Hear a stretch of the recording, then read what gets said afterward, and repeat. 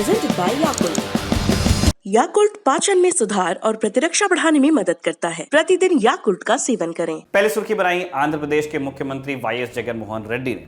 उनकी सरकार ने एक ऐसा फैसला लिया है जिसका फायदा किसी और को हो न हो, आंध्र प्रदेश और देश के तमाम स्कूल्स में पढ़ रहे बच्चों को जरूर होगा। अब बच्चों को आंध्र की राजधानी के तौर पर एक ही शहर का नाम याद करना होगा, अमरावती।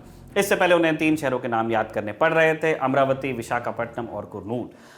पूरी कहानी बड़ी दिलचस्प है, आप ध्यान से अगर सुनेंगे तो समझ में आएगी। हुआ ये कि आंध्र प्रदेश का बंटवारा हुआ 2014 में और तेलंगाना बना। बचे हुए इलाके का नाम वही रहा, आंध्र प्रदेश, ओरिजिनल नाम। बंटवारे से पहले बहुत सारे विवाद थे, लेकिन एक विवाद ऐन बंटवारे तक बना रहा और बहुत बिटर था। वो ये कि हैदराबाद किसके पास में जाएगा। ग्लोबल आईटी हब के रूप में अपनी पहचान बना चुका शहर, जहां से बहुत सारा रेवेन्यू आता है। दोनों राज्य इस बात पर सहमत थे कि उन्हें चंडीगढ़ वाली कहानी दोबारा नहीं लिखनी है, जिसमें पंजाब और हरियाणा एक शहर के ऊपर झगड़ते ही रह गए। कभी तय नहीं हुआ कि ये कैपिटल किसकी है, आज तक शेयर करते हैं। सो ये तय हुआ कि 10 साल तक हैदराबाद दोनों राज्यों के संयुक्त राजधानी रहेगा और उसके बाद केवल तेलंगाना की। इस समय में ये जो 10 साल का टाइम मिलेगा, उसमें आंध्र प्रदेश को अपनी एक नई राजधानी बना लेनी होगी। लेकिन आंध्र प्रदेश ने इतना इंतजार नहीं किया और राजधानी के ज्यादातर काम वो विजयवाड़ा, गुंटूर और उसके आसपास के बेल्ट में शिफ्ट करते गए। 2019 में आंध्र ने हैदराबाद में अपनी सारी इमारतों को तेलंगाना सरकार को सौंप भी दिया, क्योंकि तब तक सूबे का पूरा ध्यान शिफ्ट हो गया था अमरावती नाम का एक नया शहर बनाने में, जिसे आंध्र की नई राजधानी होना था। वही अभी है भी। अमरावती गुंटूर जिले में कृष्णा नदी के किनारे बनना था। नए शहर के लिए किसानों की जमीन अधिग्रहित की गई और यहाँ विधान भवन, हाई कोर्ट और दूसरी प्रशासनिक सुविधाएं भी तैयार होने लगी। अभी भी काम चल रहा है। लेकिन मई 2019 में हो गए चुनाव और फिर तेलुगु देशम पार्टी की एन चंद्रबाबू नायडू सरकार की जगह आ गई वाईएसआर कांग्रेस की वाईएस जगनमोहन रेड्डी सरकार। जगन 2020 में ले आए Andhra Pradesh decentralisation and inclusive development of all regions act. इस एक्ट के तहत जगन एक की जगह 3 राजधानियां बनाना चाहते थे। अमरावती होती विधायी राजधानी, माने लेजिस्लेटिव कैपिटल, यहां से लेजिस्लेचर काम करता, विधानसभा कानून बनाती। वाइजैक विशाखापट्टनम होती एग्जीक्यूटिव कैपिटल, यहां से कार्यपालिका यानी चुनी हुई सरकार अपना काम करती, सीएम वगैरह और उनका पूरा स्टाफ। और कुर्नूल होती जुडिशियल कैपिटल, जहां से न्यायपालिका को काम करना था।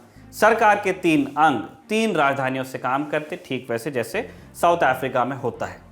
इससे बच्चों का जीके का सिलेबस तो बढ़ा ही, साथ ही गुंटूर और कृष्णा जिले के जिन हजारों किसानों ने अपनी बेशकीमती उपजाऊ जमीन अमरावती बनने के लिए दी थी, वो इस फैसले के खिलाफ हो गए। संक्षेप में उनका एतराज ये था कि जब 3 राजधानियां बननी ही थी तो फिर उनसे इतनी सारी जमीन क्यों ली गई।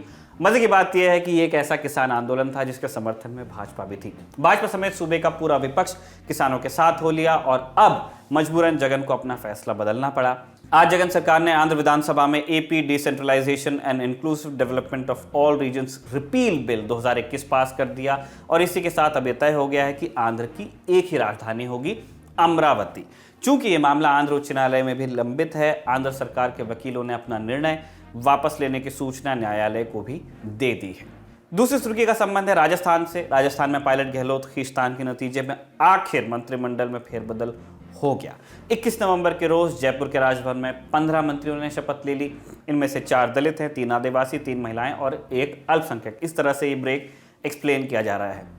इस मौके पर सचिन पायलट खूब कहते रहे कि राजस्थान कांग्रेस में कोई गुटबाजी नहीं थी, लेकिन हाथ कंगन को देखने के लिए आरसी किसको चाहिए होती है। पायलट खेमे की शिकायत दरअसल ये थी कि 2018 के चुनावों में मिली जीत में उनका भी योगदान था, तो सरकार में भी उन्हें अनुपात में हिस्सेदारी मिले। शुरू से लेकर अब तक गहलोत की सधी हुई राजनीति, प्रेशर पॉलिटिक्स से लेकर रिजॉर्ट पॉलिटिक्स तक सब कुछ झेल गई। वो बने रहे और उन्होंने कैबिनेट एक्सपांशन भी नहीं किया। जो कुछ डिमांड्स उन पर लादी जा रही थी उन्होंने नहीं मानी। लेकिन आखिरकार गहलोत को भी मंत्रिमंडल विस्तार के लिए तैयार होना पड़ा। कांग्रेस के केंद्रीय नेतृत्व ने पंजाब के बाद अब राजस्थान में सर्जरी की है। पार्टी चाहती है कि अब सभी 2023 के चुनावों पर ध्यान लगाएं, लेकिन जैसा कि हमने पंजाब से लेसन लिया है, थोड़े ही वक्त में बहुत कुछ घटता है। इसीलिए पायलट गुट के 2 और गहलोत गुट के 3 वाले गणित से कहीं ज्यादा ये बात मायने रखती है कि क्या मंत्रिमंडल विस्तार के बाद अब जो जितना टाइम बचा है उसमें राजस्थान कांग्रेस के सभी धड़े साथ मिलकर काम कर पाएंगे। और इस प्रश्न का जवाब तुरंत किसी के पास नहीं है। इतनी जानकारी जरूर है कि मंत्रिमंडल विस्तार के बाद गृह और वित्त यानी 2 बड़े विभाग गहलोत ने बतौर मुख्यमंत्री अपने ही पास रखे हैं।